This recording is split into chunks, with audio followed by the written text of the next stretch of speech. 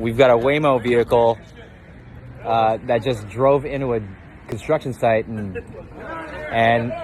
doesn't know what to do, and there's like no one in it. You could have witnessed it.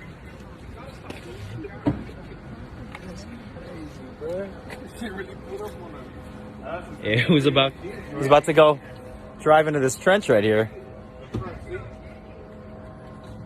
Oh, here you go. It's trying to do something. It's like the there you go.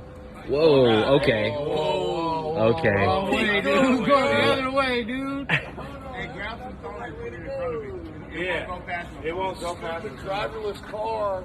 Okay. Yeah. This is Hey, Bagoni. It's lost. It doesn't know what to do. Hey, Bagoni.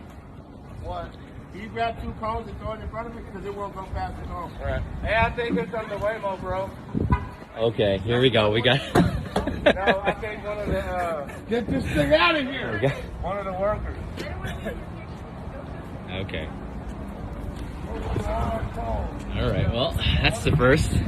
Yeah, fully autonomous vehicle, no one driving, just drove right into a construction site. Okay. All right. Well, there we go.